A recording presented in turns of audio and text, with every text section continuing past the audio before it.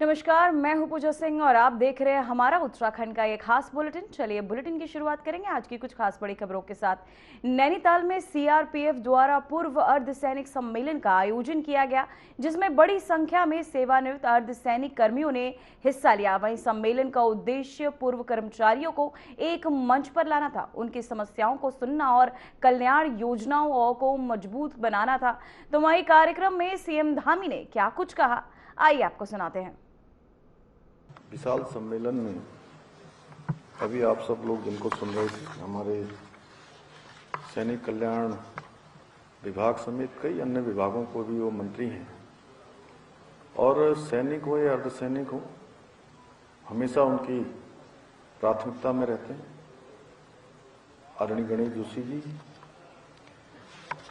हल्द्वानी नगर निगम के महापौर भाई गजराज बिष्ट जी,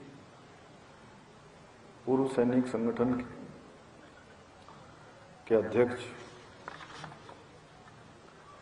और सच में वो हम सब लोगों के लिए बड़ी प्रेरणा है। जब मैंने आपकी आयु के बारे में उस दिन पूछा आपसे, तो उन्होंने कहा 87 साल। तो मैंने कहा मैं भगवान से प्रार्थना करूंगा कि आप 100 साल तक ऐसे युवा बने रहिए। ऐसे श्री एस.एस. कोठियाल जी, सेवानिवृत्त ADG CRPF Shri H R. Singh ji, engineer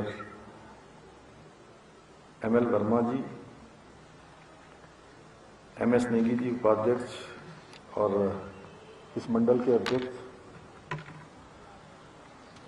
Bhanu Pratap ji IG CRPF, Shrimati Deepa Dharmwal ji जिला पंचायत के अध्यक्ष, प्रताप बिष्ट जी हमारे जिला अध्यक्ष,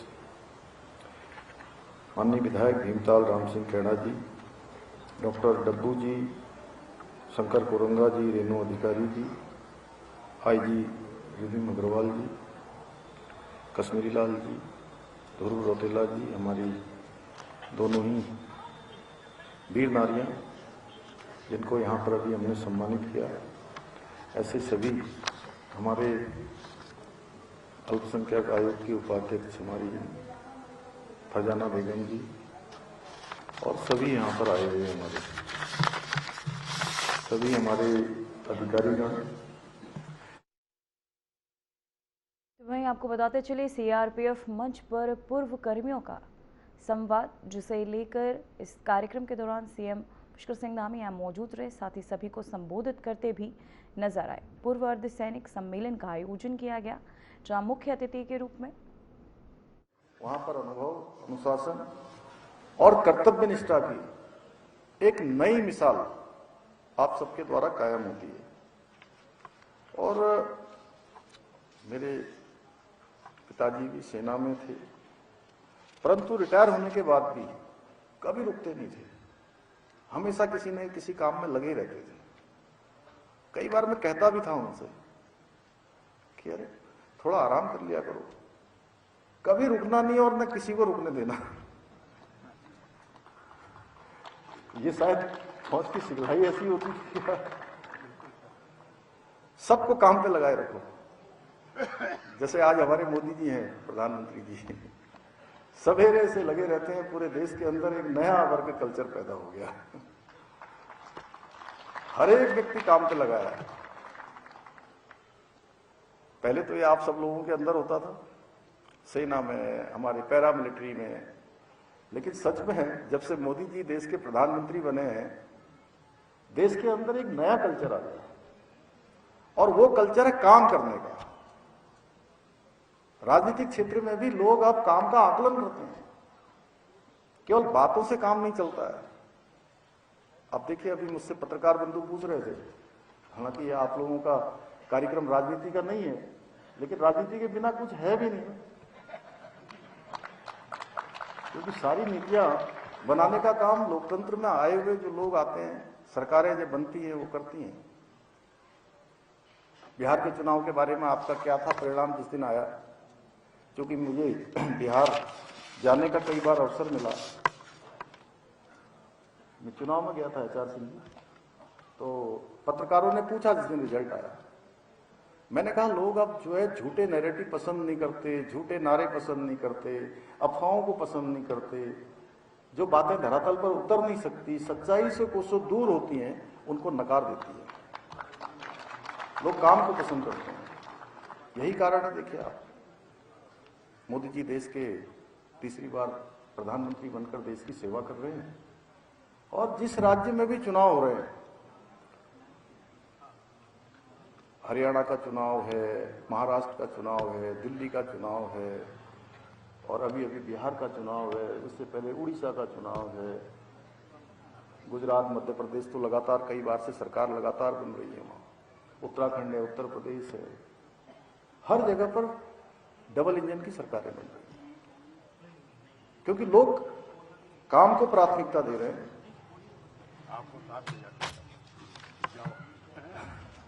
मैं तो पार्टी का एक कार्यकर्ता हूं, और जहां भी पार्टी भेजती है, जहां भी जो भी काम बताते हैं, उस काम को करने की कोशिश करता हूं। इसलिए मैं कहता हूं कि आप सबके अंदर राष्ट्र और समाज के लिए कर गुजरने का जज्बा है ना, हमेशा हमारे सैनिकों के अंदर रहता है, हमारे इन सुरक्षा बलों में काम करने वालों के अंदर रहता है। इसलिए मैं हमेशा कहता हूं कि सैनिक कभी पूर्व नहीं होता है, भूतपूर्व नहीं होता है। सैनिक हमेशा एक सैनिक होता है, और जीवन पर्यंत एक सैनिक के रूप में उसका जीवन एक तरह से एक नया कार्य व्यवहार लेकर संपूर्ण जीवन समाज के साथ चलता है। इसलिए आप लोग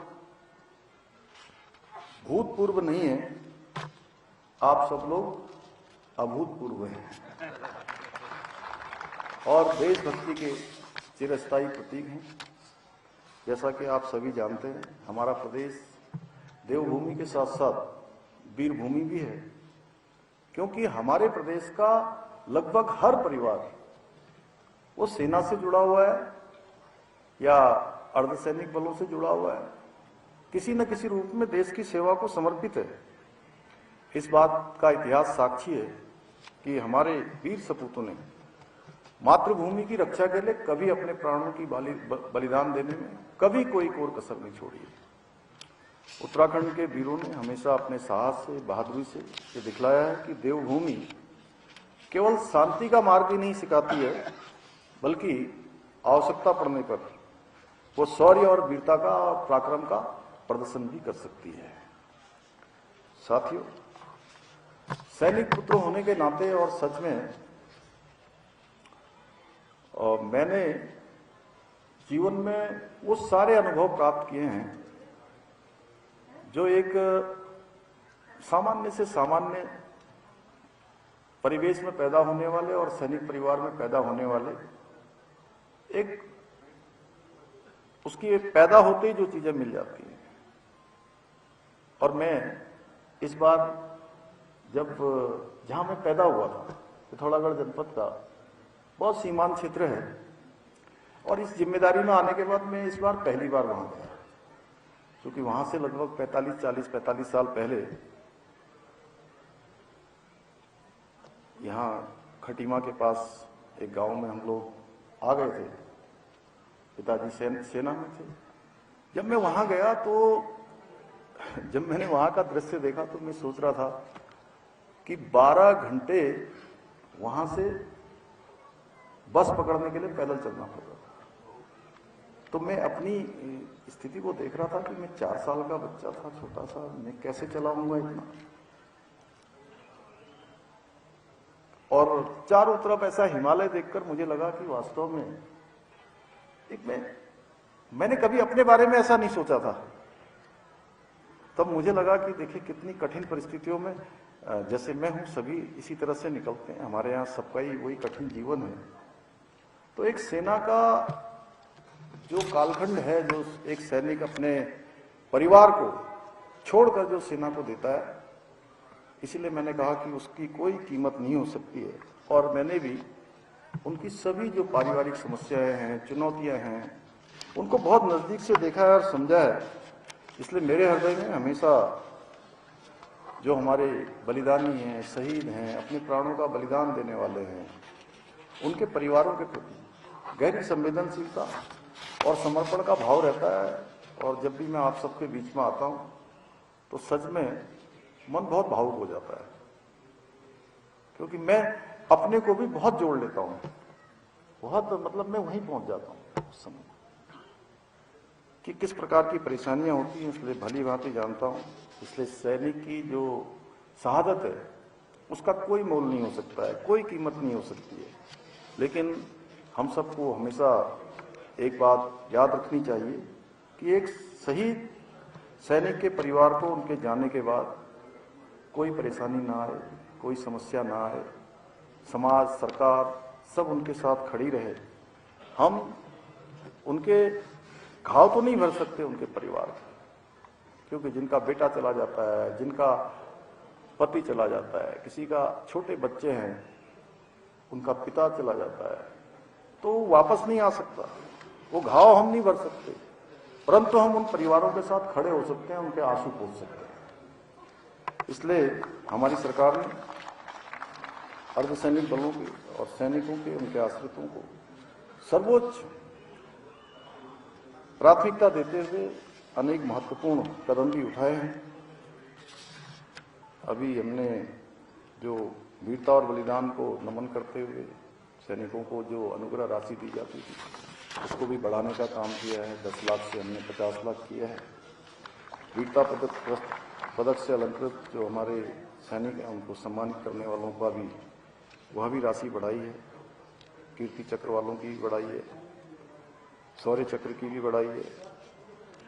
इतना ही नहीं, हम शहीद जो हमारे सशस्त्र बलों और अर्धसैनिक बलों की सैनिकों की स्मृति में शहीद द्वार और उनके स्मारकों का भी निर्माण करवा रहे हैं, जिससे कि हमारी आने वाली पीढ़ियां, हमारे बच्चे, युवा सब हमारे सैनिकों की वीर गाथाओं से परिचित हों, उनका स्मरण उनके हमेशा दिमाग में रहे, जिससे कि वो देशभक्ति का जज्बा उनके अंदर भी रहे कि उनका सम्मान देश का सम्मान होता है, उनका सम्मान आने वाली भविष्य का सम्मान होता है, उनका सम्मान भविष्य के लिए हमें एक पाथे देता है, एक रास्ता देता है, एक मार्ग देता है। इसलिए लोग सेना को प्राथमिकता देते हैं। हमारे राज्य के अंदर आज भी देवभूमि को इसीलिए वीरभूमि कहा जाता है कि यहाँ के लोग आज भी सबसे पहले अगर कहीं किसी को प्राथमिकता देते हैं, भले ही कोई अच्छी नौकरी भी मिलती है सबको, अच्छे आज क्योंकि समय बदल गया है, लेकिन उसके बावजूद भी सेना आज भी हमारे लिए सबसे पहले सम्मान की जो है सेवा होती है। इस वर्ष भी हमने 10 वीर बलिदानियों की स्थिति में स्मारक बनाने की स्वीकृति प्रदान हमने करी है। शहीद परिवारों के एक सदस्य को सरकारी नौकरी में समायोजन करने की भी हमने शुरुआत की है, जिसके बारे में अभी गणेश जोशी जी ने बताया कि 28 लोग अभी तक इस जो हमने प्रावधान किया, इस प्रावधान के अंतर्गत 28 लोगों को अभी तक सरकारी सेवा में समायोजित किया गया है। ये सभी हमारे जितने भी कदम हैं, ये हमारे सैनिकों के प्रति हमारा सम्मान है और हमारा ये समर्पण का प्रतीक भी है कि हमारे लिए सेना और अर्धसैनिक बल क्या मायने रखते हैं, हमारी सर्वोच्च प्राथमिकता है। मैं विश्वास दिलाना चाहता हूं कि इस प्रकार हमारी सरकार जो सेवारत सैनिक हैं, पूर्व सैनिक हैं, उनके आश्रितों के लिए हर संभव प्रयास करती रहेगी। साथियों, आज मुझे ये देखकर अत्यंत गर्व की अनुभूति होती है कि आदरणीय प्रधानमंत्री श्री नरेंद्र मोदी जी के कुशल नेतृत्व में सैनिकों का मनोबल बढ़ाने के साथ साथ हमारी सेना को आज अत्याधुनिक संसाधनों से भी युक्त किया जा रहा है। आज भारत रक्षा के क्षेत्र में आत्मनिर्भरता की दिशा में तेजी से आगे बढ़ रहा है और पहले जहां हमको छोटे छोटे सैन्य उपकरण, रक्षा के सामान, रक्षा उपकरण दूसरे देशों पर निर्भर रहना पड़ता था, दूसरे देशों से हम क्रय करते थे। आज मोदी जी के नेतृत्व में भारत रक्षा सामग्री का निर्यात करने वाले जो दुनिया के शीर्ष तो वहीं देहरादून से खबर सामने आ रही है। मसूरी विंटरलाइन कार्निवल 2025 की तैयारियां शुरू हो चुकी है, जहां मंत्री गणेश जोशी ने तैयारियों की समीक्षा। राजपुर रोड स्थित मंथन सभागार में हुई है अहम बैठक। डीएम, सीडीओ समेत तमाम अधिकारी इस दौरान मौजूद रहे। वहीं आपको बताते चले, मसूरी में बहुचर्चित विंटरलाइन कार्निवल 2025 को सफल बनाने के लिए तैयारियों को लेकर महत्वपूर्ण बैठक आयोजित हुई। सैनिक कल्याण एवं पर्यटन मंत्री गणेश जोशी ने अधिकारियों के साथ विस्तृत समीक्षा की। बैठक में डीएम देहरादून, सीडीओ, पर्यटन विभाग के वरिष्ठ अधिकारी, पुलिस प्रशासन और आपको बताते चले नगर पालिका प्रतिनिधि भी इस दौरान मौजूद रहे। मंत्री ने आयोजन से जुड़े सभी विभागों को समन्वय के साथ काम करने के निर्देश दिए, ताकि कार्निवल के दौरान पर्यटकों को सुरक्षित, आकर्षक और सुगम अनुभव मिल सके। तो वहीं आपको बताते चले, मसूरी विंटरलाइन कार्निवल की तैयारियां जोरों शोरों से चल रही है, जहां मंत्री गणेश जोशी इसका स्वागत भी किया। सुरक्षा, ट्रैफिक कार्यक्रमों को लेकर इसकी प्लानिंग तय की गई, जहां मसूरी विंटरलाइन कार्यक्रम की तैयारियां चल रही, जिसे लेकर अहम बैठक भी की गई। साथ ही आपको बता दें कि संबंधित अधिकारियों को निर्देश भी दिए गए। तो वहीं उत्तराखंड के खाद्य पूर्ति विभाग लंबे समय से राशन कार्ड धारकों की ईवाईसी के लिए आपको बताते चले प्रक्रिया पूरी करने में जुटा हुआ है।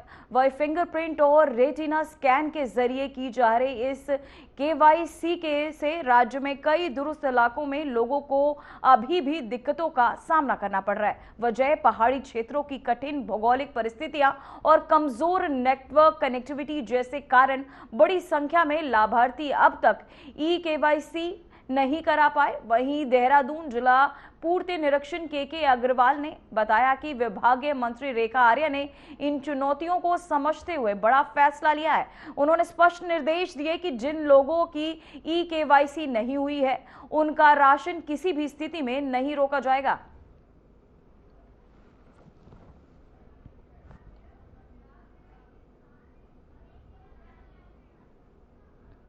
के क्रम में जनपद देहरादून में समस्त राशन कार्ड धारकों तथा उनके परिवार के सारे सदस्यों की केवाईसी का अभियान जारी है। इसकी तिथि जो है शासन द्वारा 30 नवंबर तक की बढ़ाई गई थी, रखी गई थी। इसमें जो है हमने करीब 6 लाख लोगों ने जनपद देहरादून में केवाईसी संपादित कर दी थी, लेकिन अभी काफ़ी संख्या में जो है लाभार्थी और जो हमारे जो कंज्यूमर्स हैं, उपभोक्ता हैं, वो रह गए थे केवाईसी से। तो जिसको देखते हुए शासन ने 15 दिसंबर की तक के लिए इसकी तिथि बढ़ा दी गई है और जो है ये अनिवार्य कर दिया गया है कि भाई आप जो भी अपनी जो नियरेस्ट दुकान है, उचित दर दुकान है, उस पर जाके अपना आधार कार्ड ले जाकर और अपना केवाईसी करा लें।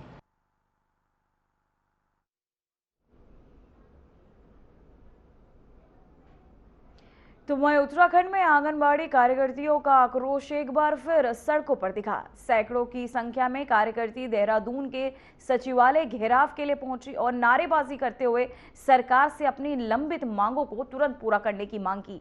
वहीं आंगनबाड़ी कार्यकर्तियों का कहना है कि वर्षों से उनके कार्यभार में वृद्धि तो हुई है, लेकिन वर्तमान में सुधार नहीं हुआ। वहीं आपको बताते चले, वेतन में भी की मांग को भी लेकर अड़े रहे। साथ ही सचिवालय में एकत्र और साथ ही एक मुक्त भुगतान की भी मांग करती रही।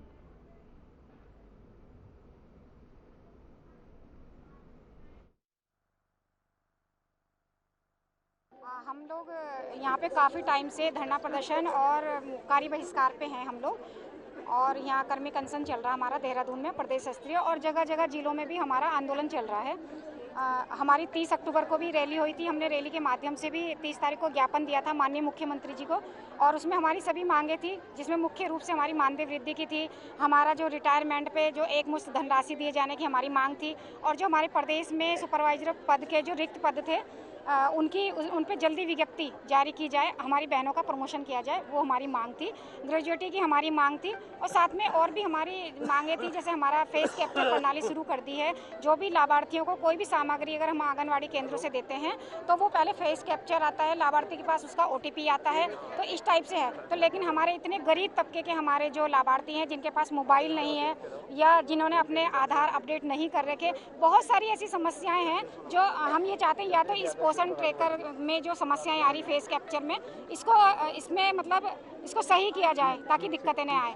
हाँ, ये हजारों हजार की संख्या में है और बहुत आक्रोशित हैं, क्योंकि इनको लगता है कि पिछले 9 सालों में इनको केवल ठगा गया है। काम इनका 3 गुने से ज़्यादा बढ़ा दिया गया है। मैंने खुद भी विश्लेषण किया था। 2014 में जितना आंगनवाड़ी का या आंगनवाड़ी सहायिका का काम था, उसमें आज 300 गुना, 350 गुना, मतलब 3.5 गुना तक वृद्धि हो चुकी है। और मानदेय अपनी जगह पर वहीं पर खड़ा है जहां पर 2017 में था। तो ये स्थिति कैसे स्वीकार्य हो सकती है? हमारी सिर्फ मांगे 24,000 रुपये महीने की हमें मानदेय मिलनी चाहिए, और क्या कहते हैं, रिटायरमेंट के समय हमें महिला कोष से ही जो हमारा पैसा कटता है उसी से हमें 10 लाख रुपया रिटायरमेंट के समय मानदेय मिलना चाहिए। और मैं सबसे पहली बात तो रखती हूँ, अभी पूर्व मुख्यमंत्री जी ने कहा कि महिलाएं रीढ़ की हड्डी है।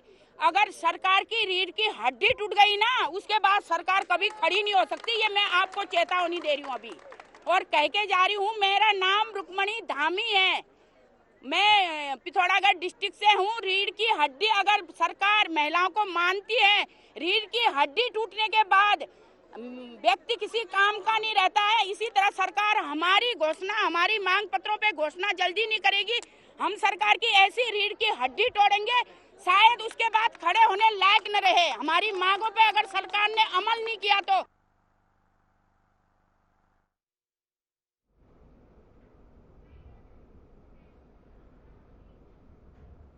फिलहाल उत्तराखंड की खबरों में इतना ही। मुझे दीजिए इजाजत। नमस्कार।